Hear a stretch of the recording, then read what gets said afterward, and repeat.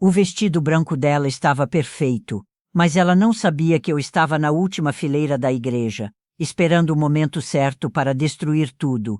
O tecido era um cetim encorpado, daqueles que refletiam a luz dos vitrais coloridos, e a cauda se espalhava pelo chão de mármore, como uma nuvem de pureza que eu estava prestes a manchar para sempre. Meu nome é Doralice, tenho 79 anos, e essa é a primeira vez que conto para alguém o que fiz naquele sábado de junho de 1983. Vocês vão me julgar?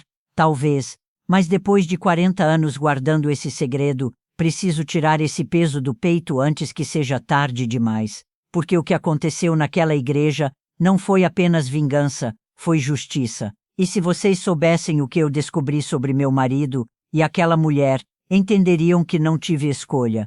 Às vezes, quando a vida nos empurra para o abismo, a única saída é empurrar de volta. E foi exatamente isso que fiz no dia mais importante da vida dela, o dia que deveria ter sido o mais feliz, mas que eu transformei no mais terrível. Vocês querem saber como uma senhora de meia-idade, mãe de 4 filhos, esposa exemplar, se transformou na pior pesadelo de uma noiva no altar? Então sentem-se aí, porque essa história vai mexer com tudo o que vocês acreditam sobre perdão, sobre casamento e sobre até onde uma mulher traída pode chegar quando descobre que foi enganada durante anos. O pior de tudo, ela não era apenas a amante do meu marido, ela era muito mais que isso, e quando descobri a verdade completa, soube que uma simples conversa nunca seria suficiente. Precisava de algo que marcasse para sempre, algo que ela nunca conseguisse esquecer, e consegui. Ah, como consegui! Estou aqui nesta poltrona de veludo que pertenceu à minha mãe, com as mãos trêmulas não pela idade, mas pela emoção de finalmente soltar essa verdade que carrego como uma pedra no peito há décadas. A luz da tarde entra pela janela da sala, iluminando as fotografias da família na estante, todas aquelas imagens de felicidade que agora sei, eram apenas uma encenação perfeita. Meus filhos cresceram pensando que tiveram uma infância perfeita, um pai exemplar, uma mãe dedicada. Nunca souberam que por baixo daquela harmonia familiar havia uma guerra silenciosa sendo travada, uma descoberta devastadora sendo digerida em segredo, um plano de vingança sendo meticulosamente elaborado. E o mais impressionante é que consegui manter essa farsa por anos, sorrindo nos almoços de domingo, preparando as refeições favoritas do Oswaldo, dormindo ao lado dele todas as noites como se nada tivesse acontecido. Como se eu não soubesse que durante o dia ele estava com outra, sussurrando promessas que um dia foram só minhas, gastando o dinheiro da nossa família com presentes para ela, vivendo uma vida dupla com uma perfeição que beirava o artístico. Vocês acham que conhecem seus maridos, que sabem tudo sobre a pessoa com quem dividem a cama todas as noites? Eu também achava, até descobrir que estava casada com um estranho, um homem capaz de olhar nos meus olhos e mentir com a naturalidade de quem está contando a verdade. Mas eu não fiquei parada. Não me conformei em ser a esposa enganada que chora em silêncio e aceita a traição como parte da vida. Não, eu me transformei numa investigadora, numa estrategista, numa mulher que aprendeu a esperar o momento exato para dar o bote. E quando esse momento chegou, quando vi aquele convite de casamento no bolso da camisa do meu marido, soube que o destino estava me dando a oportunidade perfeita para fazer justiça. 1972. Eu tinha 28 anos, 2 filhos pequenos, cabelos castanhos sempre presos num coque baixo, vestidos floridos que eu mesma costurava na máquina Singer que ganhei de presente de casamento, e um marido que chegava em casa todo dia às 6h15 da tarde, sempre com o mesmo sorriso, sempre com o mesmo beijo na testa, sempre perguntando o que tinha para o jantar. O ritual era sagrado. Ele estacionava o Fusca azul marinho na garagem, tirava o paletó, afrouxava a gravata, lavava as mãos na pia da cozinha enquanto me contava sobre o dia de trabalho. Oswaldo era vendedor de tecidos, andava pela cidade inteira com aquelas maletas pesadas de couro marrom, visitando lojas, conversando com as donas dos estabelecimentos, sempre muito educado, sempre muito charmoso, sempre voltando para casa com histórias interessantes sobre os clientes que conhecia. As pessoas gostavam dele. Eu gostava dele. Mais que isso, eu o amava com a intensidade de quem acredita ter encontrado o homem da sua vida, o pai ideal para seus filhos, o companheiro para todas as horas. Morávamos numa casinha simples no bairro da Penha, com 2 quartos, sala pequena, cozinha que dava para o quintal onde eu estendia a roupa e plantava manjericão, hortelã e alecrim. A casa cheirava sempre a temperos frescos e ao sabonete Febo que eu usava para lavar as roupas dele. Tínhamos uma rotina que funcionava como um relógio suíço. Ele saía às 7 da manhã, depois de tomar café com pão francês, manteiga e geleia de goiaba, sempre lendo rapidamente as manchetes do Diário de Pernambuco. Eu ficava com as crianças, cuidava da casa, varria o quintal, regava as plantas, preparava o almoço que ele vinha buscar 12:00 em ponto. Era sempre o mesmo ritual. Ele buzinava 2 vezes na esquina, eu esquentava a comida, servia no prato que ficava sempre no mesmo lugar da mesa, e conversávamos sobre os planos para o fim de semana enquanto ele comia. Depois ele voltava para o trabalho, e eu passava a tarde cuidando das tarefas domésticas, brincando com os meninos, preparando o jantar. Fim de semana eram sagrados. Sábado íamos ao mercado público comprar verduras e frutas. Domingo íamos à missa das 10 na igreja do bairro. Depois almoçávamos na casa da minha sogra, Dona Eulália, uma senhora bondosa que me tratava como filha. À noite, ficávamos em casa ouvindo rádio enquanto eu costurava roupas para as crianças, e ele lia o jornal, ou jogava dominó com os vizinhos no quintal. Uma vida simples, previsível, mas era nossa vida, e eu pensava que éramos felizes. Acreditava que tínhamos construído algo sólido, duradouro, baseado no amor e no respeito mútuo. Quando engravidei do 3º filho, em 1974, Osvaldo ficou radiante. Pintou o quarto do bebê de amarelo, comprou um berço novo, ficava conversando com minha barriga todas as noites antes de dormir.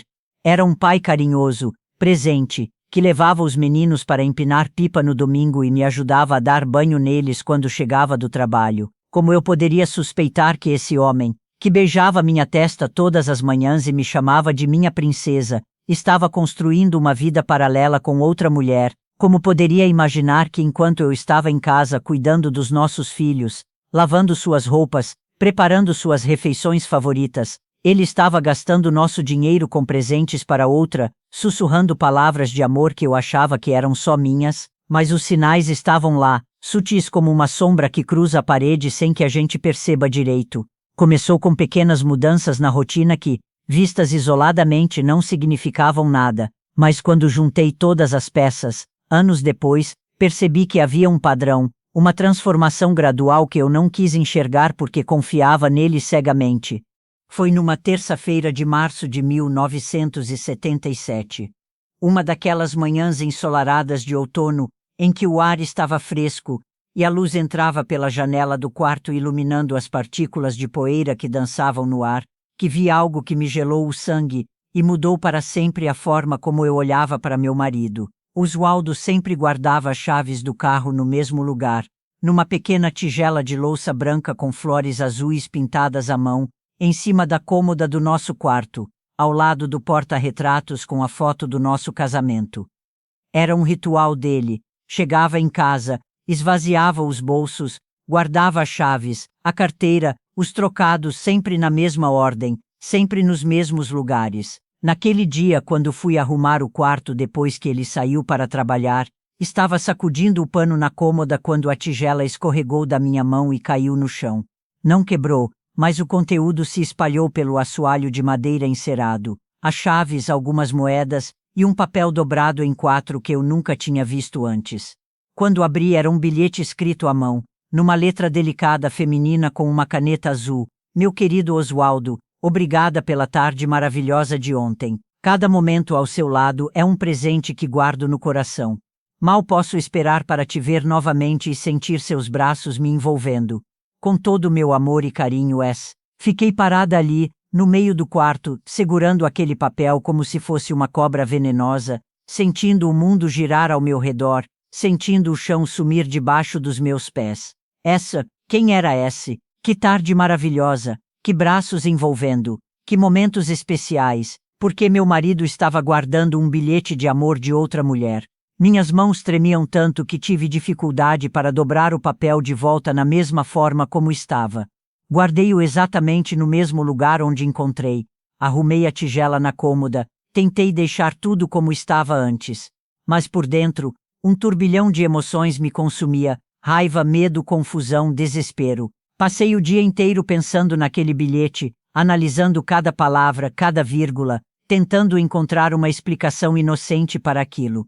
Talvez fosse uma brincadeira, talvez fosse um engano, talvez fosse apenas a gratidão exagerada de uma cliente satisfeita. Quando Osvaldo chegou em casa naquela noite, estava normal como sempre, beijou minha testa, perguntou sobre as crianças, sentou-se à mesa para jantar, mas eu não conseguia parar de olhar para ele, procurando sinais de culpa no rosto, tentando enxergar alguma mudança no comportamento. Foi quando tomei coragem e mostrei o bilhete para ele: Osvaldo, encontrei isso com suas chaves hoje de manhã. O que é isso? Ele pegou o papel, leu rapidamente, e sem hesitar, com a naturalidade de quem está contando a mais pura verdade, explicou: Ah, isso é da dona Silvia, da loja da Rua do Imperador. Ela ficou muito contente com os tecidos que levei para ela na semana passada. Sabe como é? Essas clientes mais antigas sempre fazem questão de demonstrar gratidão de forma exagerada. Ela deve ter uns 60 anos, é viúva, meio carente, então exagera nas palavras. A explicação fazia sentido. Osvaldo realmente tinha clientes muito educadas, algumas já eram freguesas há anos, e eu sabia que as senhoras mais velhas às vezes eram muito efusivas em suas demonstrações de agradecimento. Guardei o papel na gaveta da cômoda e tentei esquecer o episódio. Mas não consegui.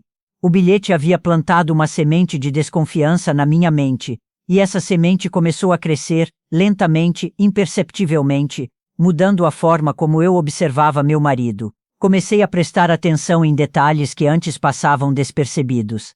A camisa sempre muito bem passada quando ele saía de manhã, o cabelo penteado com mais cuidado, o modo como se olhava no espelho antes de sair, o tempo que demorava no banheiro se arrumando. E teve aquela manhã de quinta-feira que ele chegou para almoçar com uma pequena mancha vermelha no colarinho da camisa social branca. Quando perguntei o que era aquilo, ele olhou no espelho, riu e disse: Deve ser da Dona Rosa, ela sempre dá beijinho no rosto quando compra muito tecido.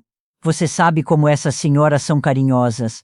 Eu sabia como as clientes dele eram carinhosas, mas aquela mancha estava numa posição estranha demais para ser apenas um beijinho de cumprimento no rosto. Estava bem perto do pescoço, numa altura que só seria possível se alguém tivesse encostado os lábios bem próximo à orelha dele, como se fosse sussurrar algo íntimo. Era como se alguém tivesse beijado o pescoço dele com intenção, com desejo, com intimidade.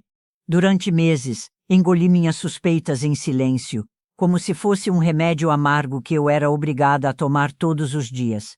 Continuei sendo a esposa dedicada, a mãe presente, a dona de casa impecável que todos conheciam e admiravam no bairro. Acordava às 5:30 da manhã para preparar o café do Osvaldo, passava suas camisas com o cuidado de quem está preparando a roupa de um rei, cozinhava suas refeições favoritas, cuidava dos nossos filhos com a paciência de uma santa. Mas por dentro, uma inquietação crescia a cada dia, como uma febre baixa que vai consumindo o corpo devagar, sem que ninguém perceba. Comecei a observar Osvaldo de um jeito diferente, como se fosse um estranho morando na minha casa, como se cada gesto dele pudesse revelar um segredo escondido. Prestava atenção nas suas reações quando o telefone tocava, no jeito como ele mudava o tom de voz dependendo de quem estava do outro lado da linha, na pressa com que às vezes saía de casa, no modo como evitava meu olhar quando eu fazia perguntas sobre o trabalho dele. Notei que ele havia começado a tomar banho assim que chegava do trabalho, antes mesmo de cumprimentar as crianças direito. Dizia que estava sujo do pó da estrada, que queria se refrescar antes do jantar, mas eu sabia que vendedor de tecido não se suja tanto assim. E Osvaldo sempre foi meticuloso com a aparência, não era o tipo de homem que chegava em casa realmente sujo. Por que essa necessidade súbita de se lavar imediatamente, como se quisesse apagar algum rastro, algum cheiro, alguma evidência? Foi minha vizinha, Dona Conceição, uma mulher de 50 e poucos anos, viúva há 10, que plantou a semente da desconfiança definitiva na minha cabeça. Ela morava na casa ao lado da nossa, uma casinha pintada de azul com uma varanda cheia de plantas, e tinha o hábito de sentar na cadeira de balanço no final da tarde para tomar café e observar o movimento da rua. Era uma mulher observadora, dessas que não perde nada do que acontece na vizinhança, que conhece os horários de todo mundo, que percebe quando alguma coisa está diferente no padrão de comportamento das pessoas. Numa tarde de domingo, enquanto estendíamos roupa no quintal, ela do lado dela da cerca, eu do meu lado, ela comentou casualmente, como quem não quer nada: Doralice, seu marido anda muito elegante ultimamente. Ontem vi ele saindo de um carro que não era o de vocês, ali na esquina perto da padaria do seu Antônio. Fingi naturalidade, mas meu coração disparou como se tivesse levado um susto. Deve ter sido carona de algum cliente, respondi, continuando a estender as camisas do Osvaldo no varal. Dona Conceição fez uma pausa longa, me olhou com aquela expressão de quem sabe mais do que está falando, de quem quer dizer alguma coisa mas não tem certeza se deve, e disse devagar: pode ser, minha filha. Mas era um carro bonito, um Opala vermelho, e quem estava dirigindo parecia ser uma mulher jovem, de cabelo loiro. Naquela noite não consegui pregar o olho, fiquei deitada ao lado de Osvaldo, ouvindo a respiração dele, observando o peito subir e descer no ritmo do sono, me perguntando se conhecia realmente o homem com quem dividia a cama há mais de 10 anos. Quem era a mulher do Opala vermelho? Por que Osvaldo não tinha me contado que pegou carona com alguém? E por que Dona Conceição havia achado necessário me contar aquilo, com aquele tom de quem está dando um aviso? Vocês já passaram por isso, por essa sensação terrível de que a pessoa mais próxima de vocês, aquela em quem vocês confiam cegamente, pode estar vivendo uma vida completamente diferente, e vocês não sabem de nada. É como se o chão estivesse sumindo debaixo dos seus pés, como se tudo o que vocês acreditavam ser sólido e verdadeiro fosse apenas uma ilusão bem construída. É uma sensação de vertigem constante, de medo de descobrir mais do que conseguem suportar, mas ao mesmo tempo de necessidade urgente de saber a verdade, por mais dolorosa que ela seja. A descoberta que mudou tudo veio de um jeito que eu jamais imaginei. Numa manhã de dezembro de 1978, véspera do Natal, quando a cidade inteira estava enfeitada com luzes coloridas, e eu estava na cozinha preparando a ceia tradicional da nossa família. O cheiro de rabanada e peru assado enchia a casa. As crianças brincavam na sala decorada com a árvore que montamos juntos no domingo anterior, e eu estava temperando a farofa quando o telefone tocou. Era uma voz feminina, jovem, nervosa, que tremia ligeiramente quando disse: alô, por favor, o Osvaldo está aí? Respondi que ele não estava, que tinha saído para resolver umas pendências de última hora no trabalho, e perguntei se podia ajudar em alguma coisa ou anotar algum recado. A voz do outro lado hesitou por um momento longo, respirou fundo, e depois disse: é que ele esqueceu uma coisa aqui comigo e preciso devolver antes do Natal. É importante. Perguntei quem estava falando, qual era seu nome, onde Osvaldo havia esquecido esse objeto importante. Silêncio total do outro lado da linha. Depois, quase sussurrando: desculpa, liguei no número errado, e desligou. Fiquei parada ali, segurando o telefone mudo, sentindo que algo muito sério estava acontecendo. A voz era de uma mulher jovem, educada, mas extremamente nervosa, e havia uma intimidade no modo como ela disse o nome do meu marido, como se fosse alguém que o conhecia bem, alguém que estava acostumada a falar com ele, alguém que tinha o número da nossa casa e sabia que podia ligar. Que objeto Osvaldo havia esquecido com uma mulher desconhecida, e por que ela desligou quando perguntei quem era? Minha intuição gritou que alguma coisa estava muito errada. Quando Osvaldo chegou para o jantar, 2 horas depois, contei sobre a ligação da mulher misteriosa. Observei sua reação atentamente. Ele ficou pálido por um segundo, os olhos se arregalaram ligeiramente, depois se recompôs rapidamente e disse com naturalidade forçada: deve ter sido engano mesmo, amor. Você sabe como as pessoas ficam confusas com os números do telefone, principalmente nessa época do ano em que todo mundo está correndo atrás de presentes de última hora. Mas eu vi o susto nos olhos dele, vi o momento exato em que ele percebeu que estava numa situação perigosa, e naquela noite, pela primeira vez em 16 anos de casamento, Osvaldo não conseguiu me olhar nos olhos durante o jantar. Desviava o olhar sempre que eu tentava conversar com ele, comeu em silêncio, Disse que estava cansado e foi dormir mais cedo.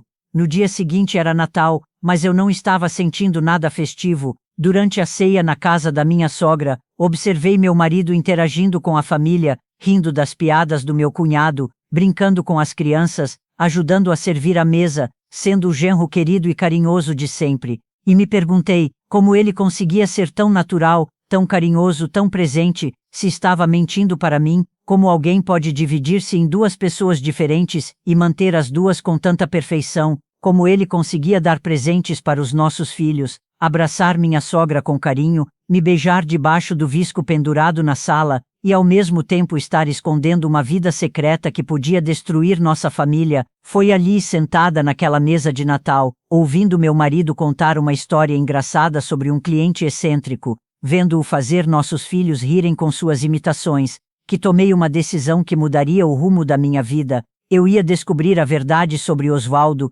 custasse o que custasse, não importava o que encontrasse, não importava quanto doce, mas eu precisava saber quem era realmente o homem com quem estava casada, pai dos meus filhos, companheiro de todos os meus sonhos. E se descobrisse que minhas suspeitas estavam certas, se confirmasse que ele estava me traindo, eu não ficaria quieta como tantas outras mulheres faziam naquela época. Não ia aceitar ser a esposa enganada que chora em silêncio e finge que não sabe de nada para manter as aparências. Uma coisa eu aprendi na vida, e aprendi da forma mais dolorosa possível. Quando uma mulher resolve investigar o marido, ela sempre descobre muito mais do que gostaria de saber, e foi exatamente isso que aconteceu comigo. A revelação chegou de uma forma que eu nunca poderia imaginar, numa manhã ensolarada de janeiro de 1979, quando eu estava no centro da cidade fazendo as compras de início de ano, comprando material escolar para as crianças na papelaria da Rua do Imperador. Tinha acabado de sair da loja, carregando uma sacola com cadernos e lápis, quando vi algo que me fez parar no meio da calçada como se tivesse levado um tiro no peito. Osvaldo estava saindo de um prédio comercial na Rua da Quitanda, um prédio de 4 andares com fachada amarela que eu conhecia de vista, mas nunca tinha prestado atenção. Não era um prédio onde ele costumava trabalhar, não era nem perto da rota habitual dele, não tinha nenhuma loja de tecidos naquele endereço, e ele não estava sozinho. Uma mulher saiu junto com ele do portão do prédio. Jovem, bonita, talvez uns 25 anos, cabelo loiro cortado Chanel, vestido azul marinho bem justo no corpo, sapatos de salto alto, bolsa de couro marrom pendurada no ombro. Ela era tudo o que eu não era. Jovem onde eu estava envelhecendo, loira onde eu era morena, elegante onde eu era simples, livre onde eu estava amarrada às responsabilidades da casa e dos filhos. Fiquei escondida atrás de um carro estacionado, observando a cena como se fosse um filme passando na minha frente, sentindo meu mundo desabar pedaço por pedaço. Eles conversaram na calçada por alguns minutos. Ela riu de alguma coisa que ele disse, tocou o braço dele de um jeito íntimo, familiar, e então aconteceu algo que gravou na minha memória para sempre. Eles se despediram com um beijo. Não foi um beijo de amizade, não foi um beijo de agradecimento de cliente satisfeita, foi um beijo na boca, demorado, apaixonado, um beijo de quem tem intimidade, de quem se conhece biblicamente, de quem não estava se vendo pela primeira vez. Foi o beijo de 2 amantes que sabem que precisam se separar mas não querem, que estão contando os minutos para o próximo encontro. Osvaldo segurou o rosto dela entre as mãos, olhou nos olhos dela do jeito que um dia olhou nos meus, sussurrou alguma coisa no ouvido dela que a fez sorrir, depois ajudou ela a entrar num táxi, ficou acenando até o carro sumir de vista no trânsito, e só então foi para o Fusca dele com um sorriso no rosto que eu nunca tinha visto antes. Era um sorriso de satisfação plena, de felicidade genuína, de homem completamente apaixonado, e não era por mim. Era o sorriso de quem acabou de se despedir da mulher da sua vida, de quem está vivendo o grande amor que sempre sonhou ter. Naquele momento, parada atrás daquele carro, sentindo as lágrimas escorrerem pelo meu rosto sem que eu conseguisse controlá-las, entendi que não estava apenas sendo traída, estava sendo substituída. Osvaldo não estava apenas me traindo com uma aventura passageira, com um caso sem importância.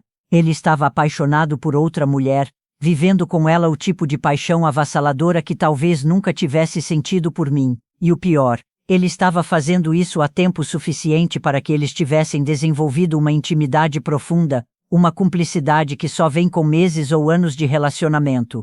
Seguiu. Sim, naquele momento tomei uma decisão que mudou para sempre quem eu era. Segui meu próprio marido pelas ruas da cidade como se fosse uma investigadora particular, como se fosse uma espiã tentando descobrir os segredos de um inimigo. Ele foi direto para uma floricultura na Rua da Aurora, uma loja pequena e charmosa que vendia as flores mais bonitas da cidade.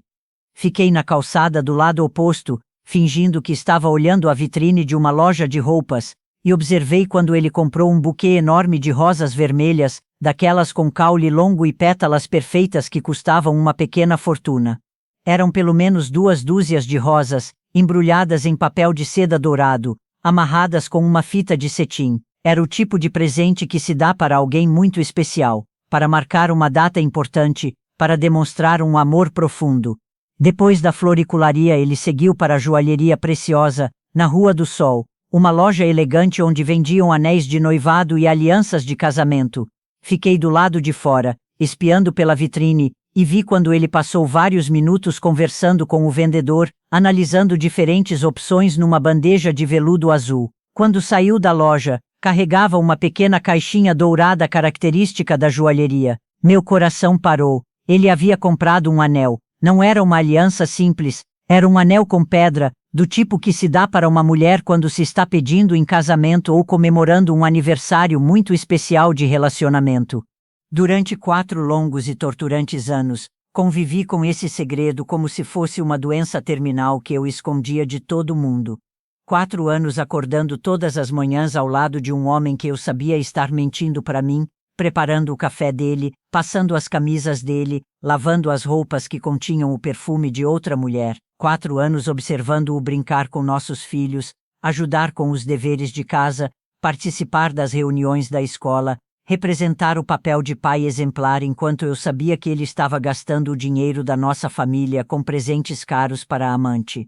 4 anos fingindo que acreditava nas mentiras dele sobre clientes atrasados, compromissos de última hora, viagens de trabalho que se estendiam além do previsto. 4 anos sorrindo nos almoços de domingo na casa da minha sogra, participando das festas de aniversário dos nossos filhos, posando para fotos familiares como se fôssemos um casal feliz.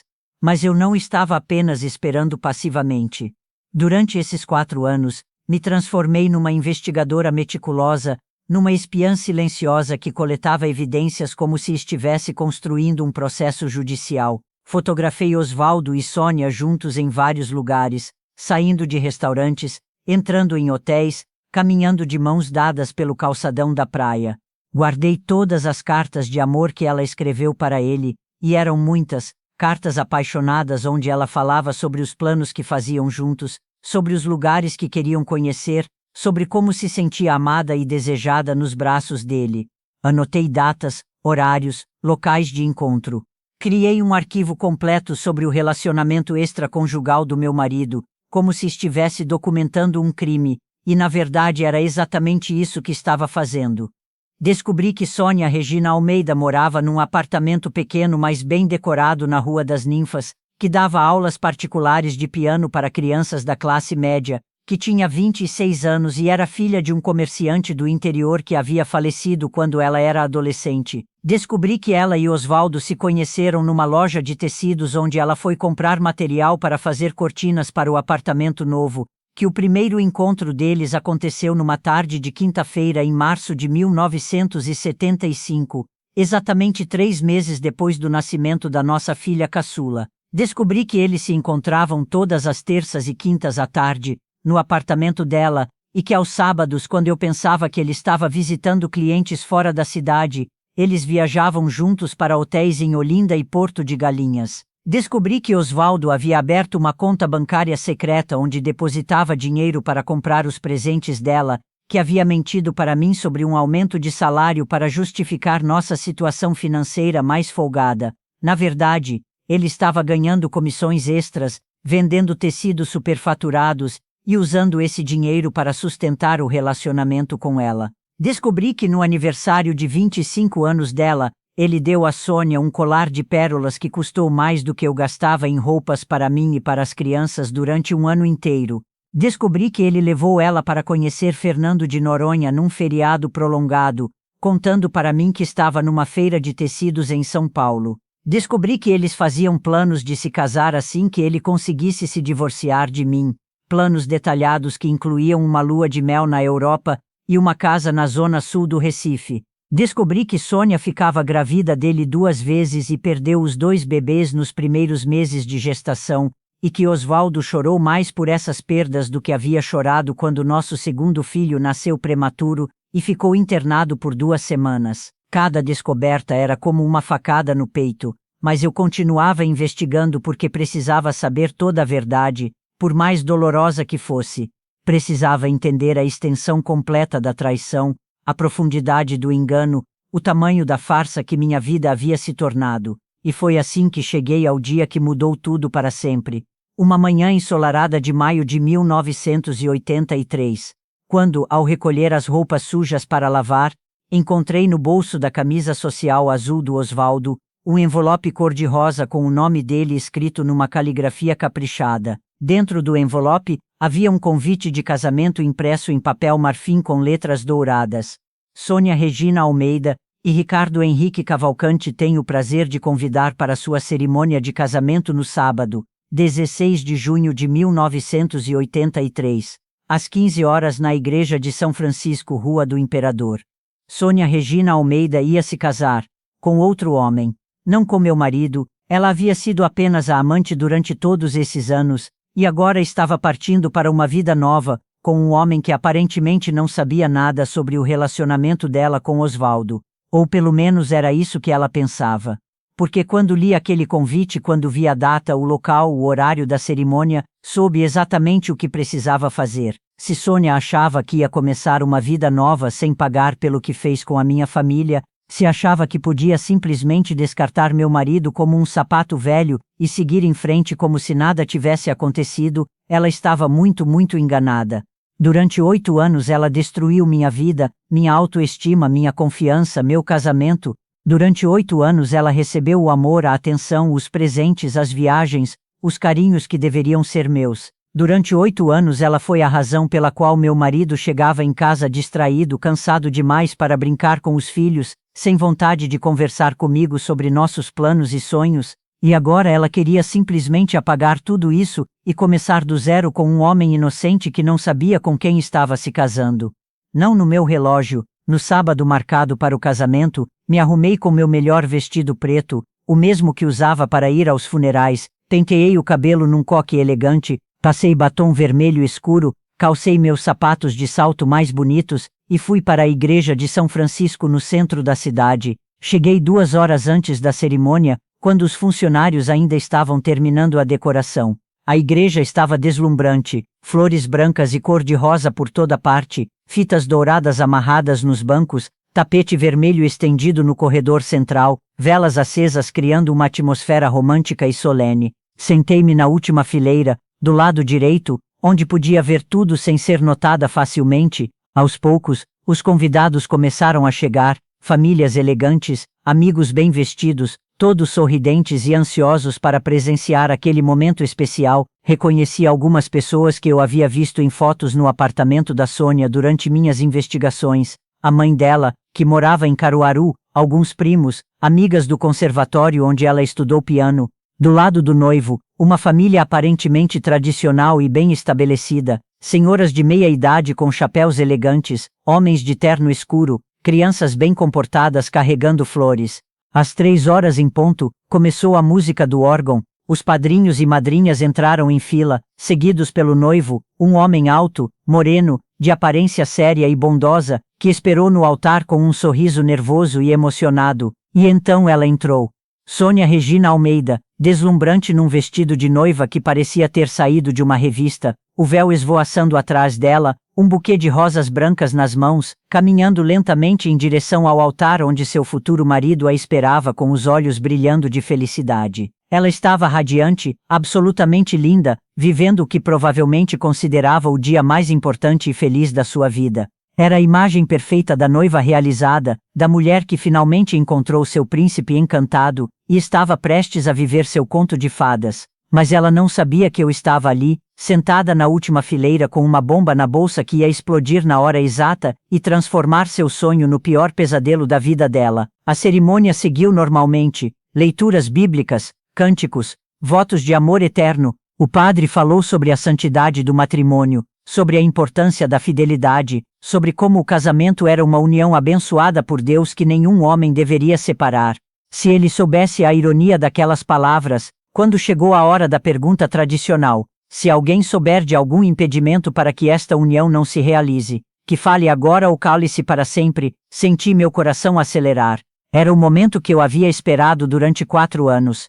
Era minha chance de fazer justiça, de dar o troco, de mostrar para aquela mulher que ações têm consequências. Me levantei lentamente da última fileira. O silêncio foi total, absoluto e ensurdecedor. 300 pares de olhos se voltaram para mim como se fosse um só movimento. Sônia virou a cabeça, me viu, e o sangue sumiu completamente do rosto dela. Seus lábios se abriram num ó mudo de terror absoluto. Ela me reconheceu imediatamente. Afinal, durante anos ela havia visto fotos minhas na carteira do Oswaldo, sabia exatamente quem eu era, sabia que sua presença na vida dele significava a destruição da minha família. E então, com a voz firme e clara, alta o suficiente para que toda a igreja ouvisse perfeitamente cada palavra, disse: eu me oponho a esta união, porque essa mulher que está aí vestida de branco, fingindo ser pura e inocente, destruiu minha família durante 8 anos sendo amante do meu marido, e agora quer começar uma vida nova como se nada tivesse acontecido, enganando esse homem honesto que não sabe com quem está se casando. O caos foi imediato, explosivo, devastador. Sônia desabou em lágrimas histéricas, o buquê caiu no chão e as rosas se espalharam pelo tapete vermelho. O noivo ficou em choque total olhando para ela como se estivesse vendo uma estranha. Os familiares começaram a gritar perguntando o que estava acontecendo. Algumas senhoras passaram mal e precisaram ser amparadas. Mas eu não tinha terminado. Abri minha bolsa preta de couro e comecei a tirar de lá, uma por uma, todas as evidências que havia coletado durante aqueles anos de investigação silenciosa, as cartas de amor que Sônia escreveu para Oswaldo, as fotos que tirei deles juntos saindo de hotéis, os recibos de presentes caros que ele comprou para ela, cópias dos extratos da conta bancária secreta onde ele depositava dinheiro para sustentar o relacionamento. E ali, naquele altar sagrado, na frente de toda aquela gente, na frente do homem que estava prestes a se casar com ela, entreguei para o noivo toda a verdade sobre a mulher com quem ele pensava que ia dividir o resto da vida. Seu nome é Ricardo, não é? Perguntei para o noivo, que acenou com a cabeça sem conseguir falar. Então você precisa saber quem é realmente a mulher com quem está se casando. Essas são as cartas de amor que ela escreveu para meu marido durante 8 anos. Essas são as fotos deles juntos em hotéis. Esses são os comprovantes dos presentes caros que ele deu para ela com o dinheiro que deveria ser usado para sustentar meus filhos.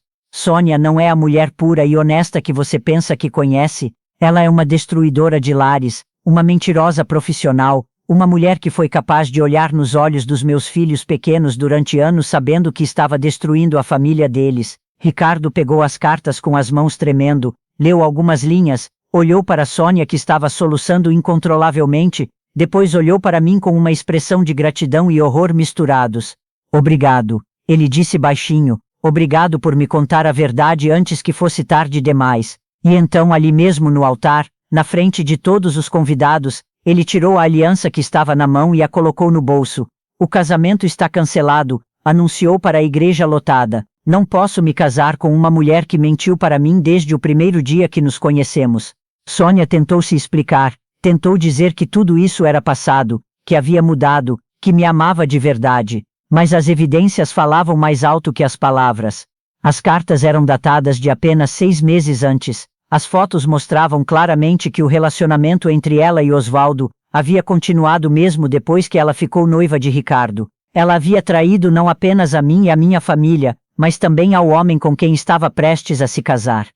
O templo virou um campo de batalha. Os familiares de Ricardo exigiam explicações. Alguns convidados defendiam Sônia dizendo que todo mundo tem direito a um passado. Outros me parabenizavam pela coragem de expor a verdade. Sônia saiu correndo da igreja ainda de vestido de noiva.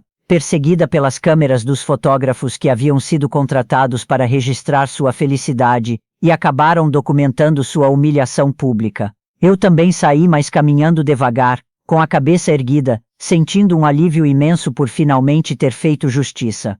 Voltei para casa com a sensação de dever cumprido, de missão concluída. Osvaldo nunca mais tocou no assunto do casamento cancelado da Sônia. Fingiu que não sabia de nada, que não entendia por que ela havia sumido da vida dele de uma hora para outra.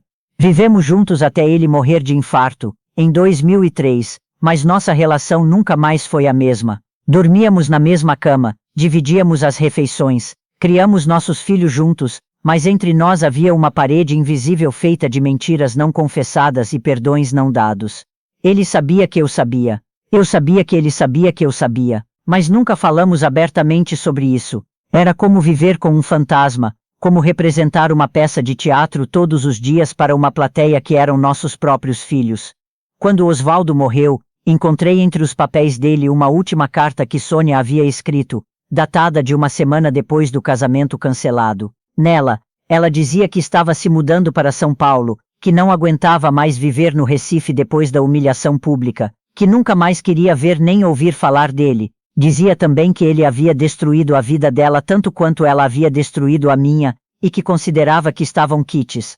Talvez ela estivesse certa. Talvez a justiça tenha sido feita naquele dia na igreja, mas se vocês acham que essa foi a maior vingança da minha vida, se pensam que expor Sônia no altar foi o ato mais radical que uma mulher traída pode cometer, é porque vocês não sabem ainda o que eu fiz com os 350 mil reais que Osvaldo deixou quando morreu, e que descobri ter sido juntado com o dinheiro que ele desviou da nossa família durante todos aqueles anos para sustentar a amante.